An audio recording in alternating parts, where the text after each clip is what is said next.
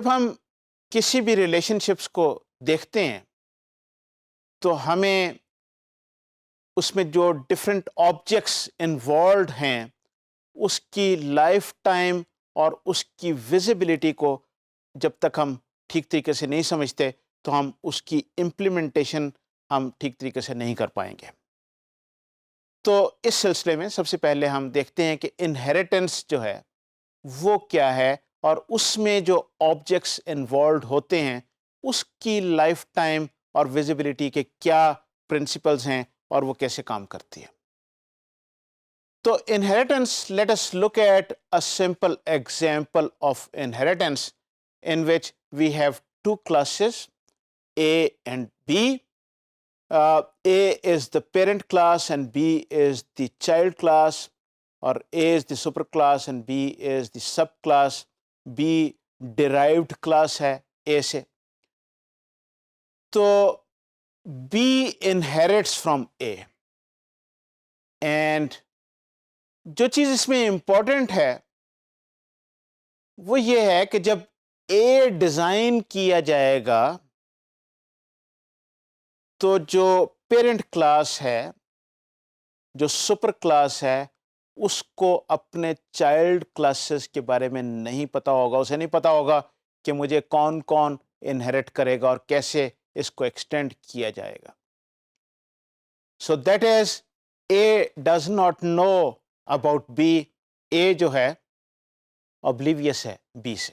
تو یہ تو ایک پہلا پرنسپل ہے ڈیزائن کا جب ہم انہیریٹنس کو ڈیزائن کرتے ہیں.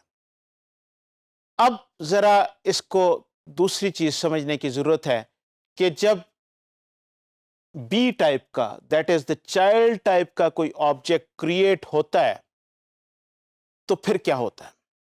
جب چائلڈ کا کوئی آبجیکٹ کریٹ ہوتا ہے ان دس پرٹیکولر ایگزامپل جب بی کا ایک آبجیکٹ کریٹ ہوگا a corresponding object of A will also be created.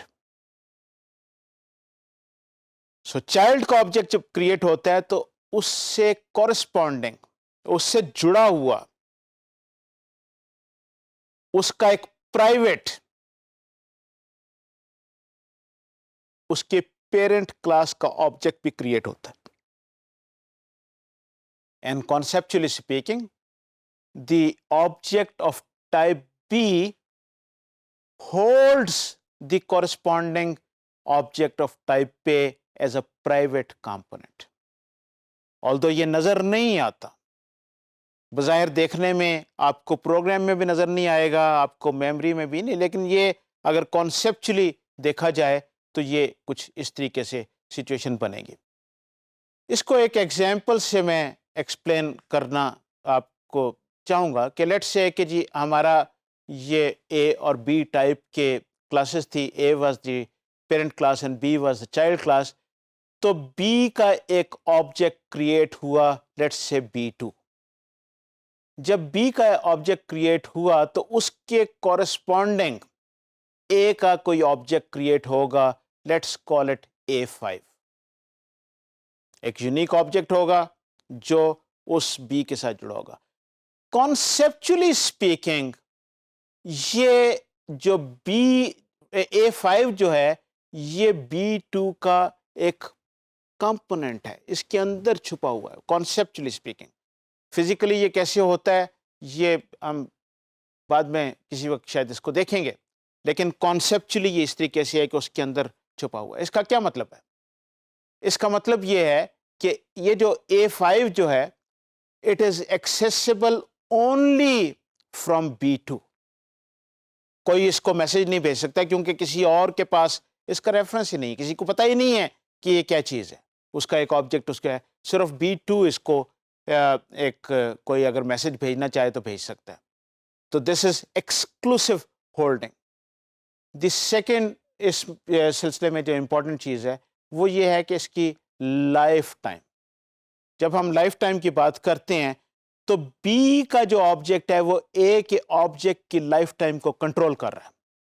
جب بی کا آبجیکٹ بنا B2 بنا تو A5 اس کے ساتھ بنا. جب B2 ڈسٹرائے ہوگا A5 اس کے ساتھ ڈسٹرائے ہو جائے گا.